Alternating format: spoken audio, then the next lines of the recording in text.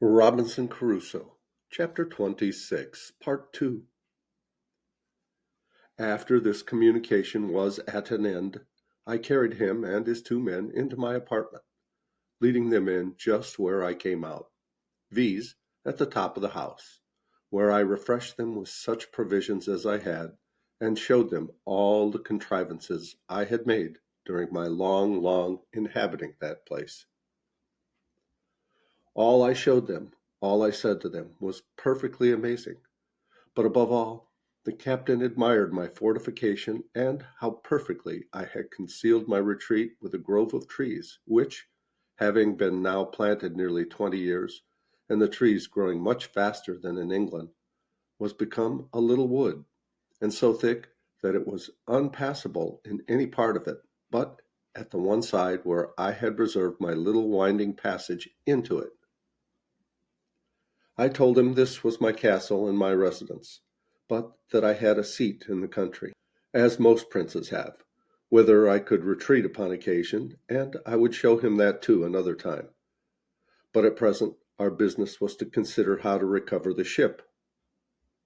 He agreed with me as to that, but told me he was perfectly at a loss what measures to take, for that there were still 26 men on board, who, having entered into a cursed conspiracy by which they had all forfeited their lives to the law, would be hardened in it now by desperation, and would carry it on, knowing that if they were reduced, they should be brought to the gallows as soon as they came to England, or to any of the English colonies,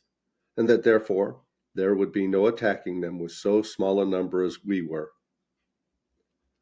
I mused for some time upon what he said, and found it was a very rational conclusion, and that therefore something was to be resolved on very speedily, as well to draw the men on board into some snare for their surprise, as to prevent their landing upon us and destroying us. Upon this it presently occurred to me that in a little while the ship's crew, wondering what was become of their comrades and of the boat, would certainly come on shore in their other boat to see for them, and then perhaps they might come armed, and be too strong for us. This he allowed was rational. Upon this I told him the first thing we had to do was to stave the boat, which lay upon the beach, so that they might not carry her off, and, taking everything out of her, leave her so far useless as not to be fit to swim. Accordingly, we went on board, took the arms which were left on board out of her, and what else we found there, which was a bottle of brandy and another of rum, a few biscuit cakes, a horn of powder, and a great lump of sugar in a piece of canvas. The sugar was 5 and 6 pounds, all of which were very welcome to me, especially the brandy and sugar, which I had none left for many years. When we had carried all these things on shore, the oars, mast, sail, and rudder of the boat were carried away before as above. We knocked a great hole in her bottom, that if they had come strong enough to master us, yet they could not carry off the boat.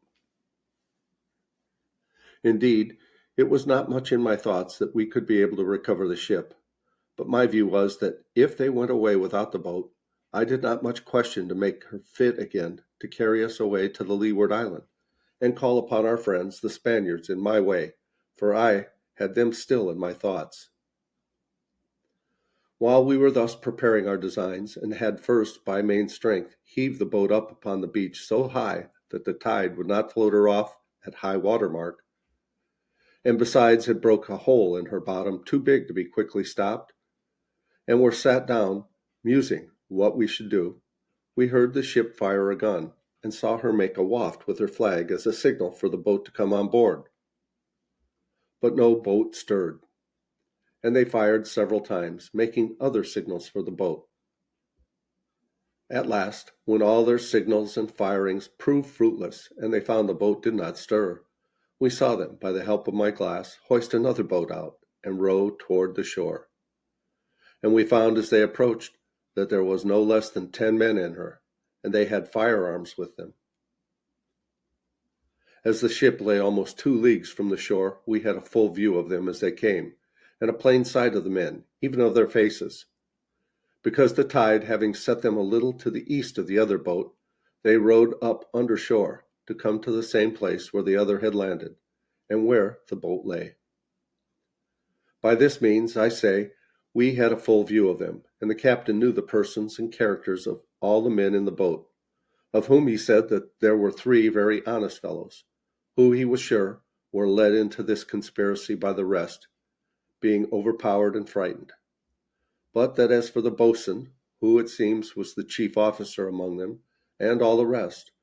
they were as outrageous as any of the ship's crew, and were no doubt made desperate in their enterprise, and terribly apprehensive he was that they would be too powerful for us. I smiled at him, and told him that men in our circumstances were past the operation of fear,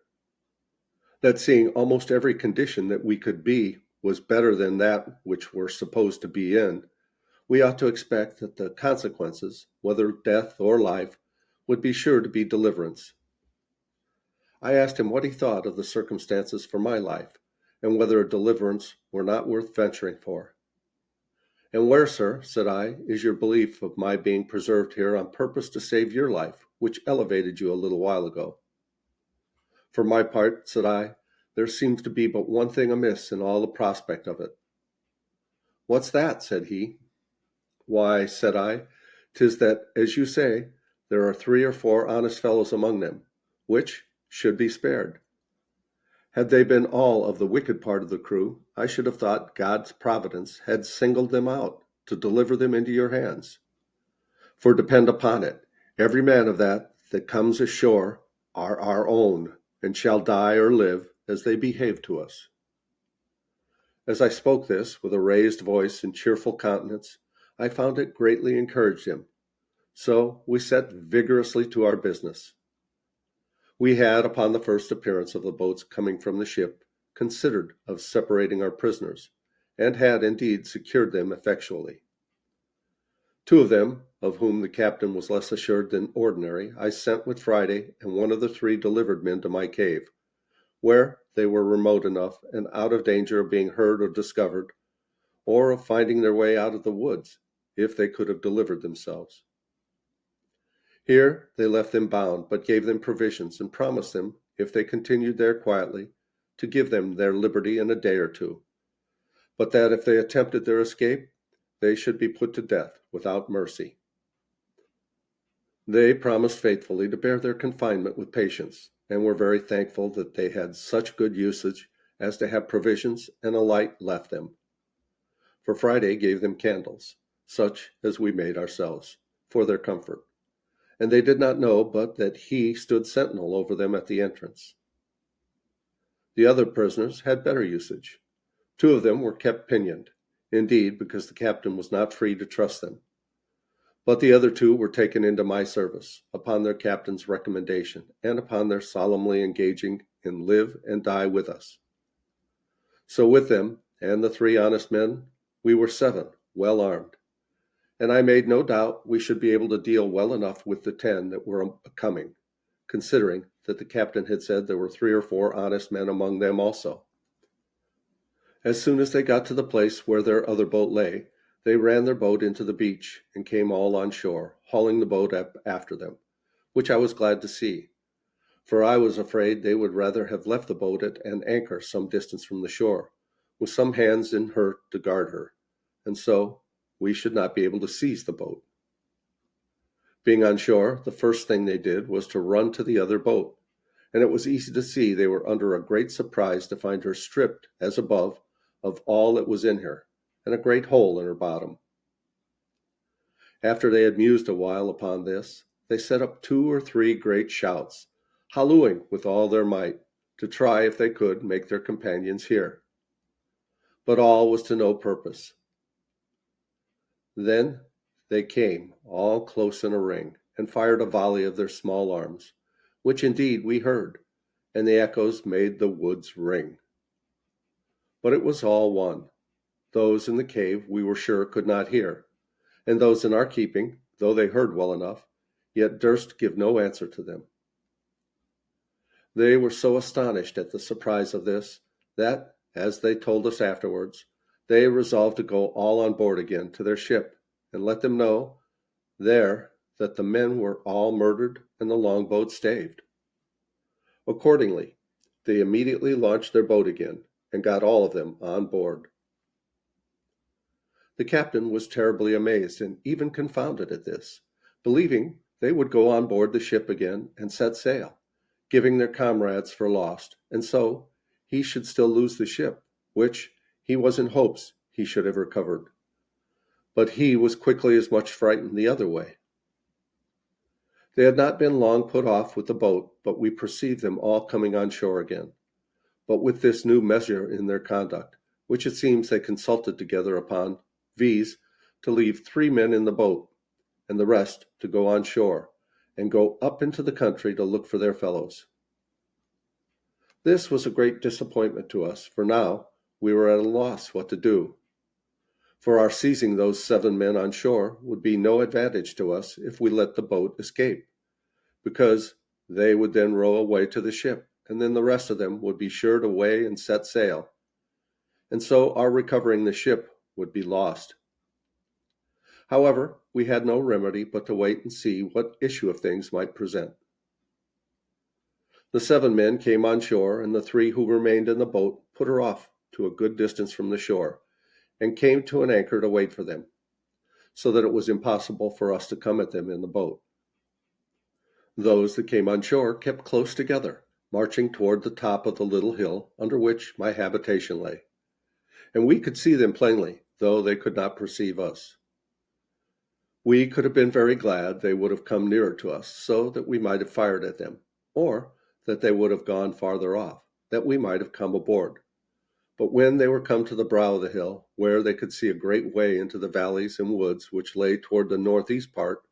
and where the island lay lowest, they shouted and hallooed till they were weary,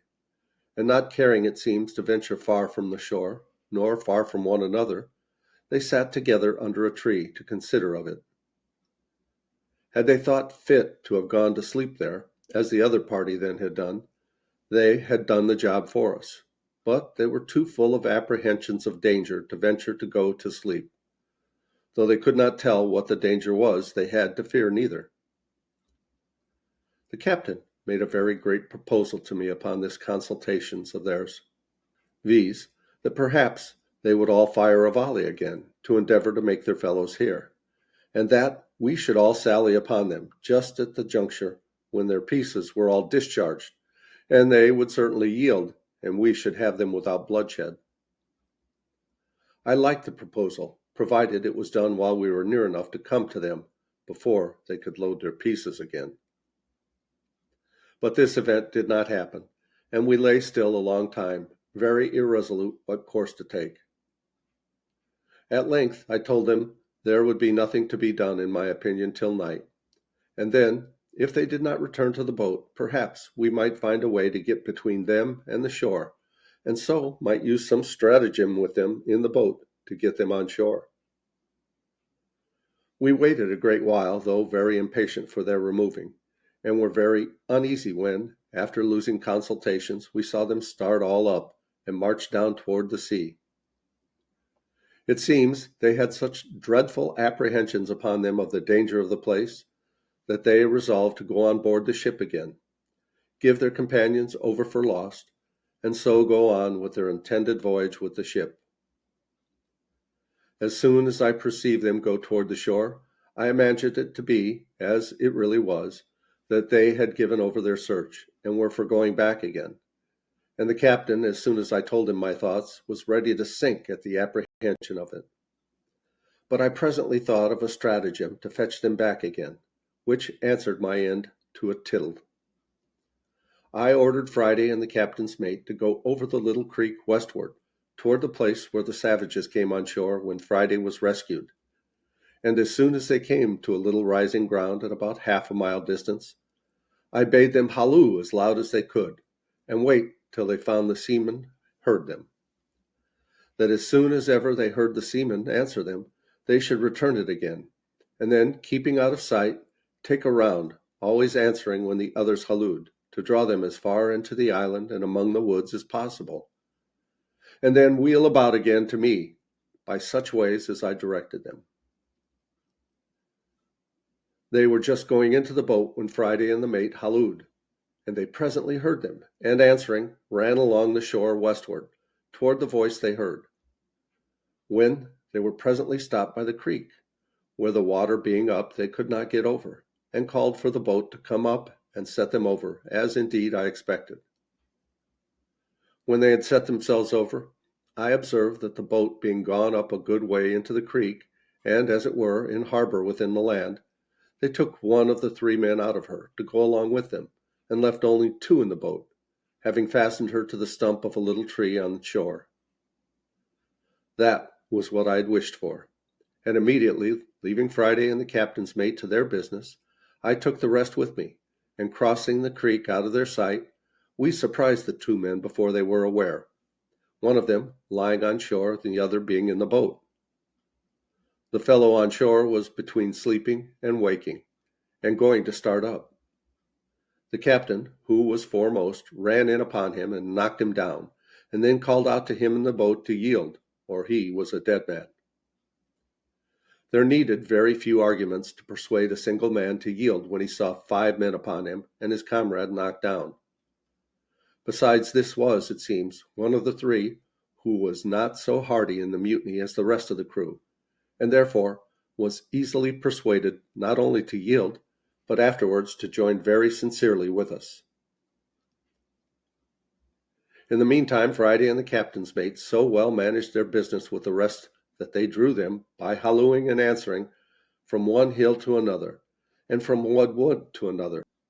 till they not only heartily tired them, but left them where they were, very sure they could not reach back to the boat before it was dark. And indeed, they were heartily tired themselves also by the time they came back to us. We had nothing now to do but to watch for them in the dark, and fall upon them, so as to make sure work of them. It was several hours after Friday came back to me before they came back to their boat, and we could hear the foremost of them, long before they came quite up, calling to those behind to come along, and could also hear them answer and complain how lame and tired they were, and how not able to come any faster, which was very welcome news to us. At length they came up to the boat, but 'tis impossible to express their confusion when they found the boat fast aground in the creek, the tide ebbed out, their 2 men gone. We could hear them call to one another in a most lamentable manner, telling one another they were gotten onto an enchanted island, that either there were inhabitants on it, and they should all be murdered, or else there were devils and spirits on it, and they should all be carried away and devoured. And we'll pause here, and we'll continue with this chapter in the next video. Please like, subscribe, come back and watch. I love you guys. As Tigger says, ta-ta for now.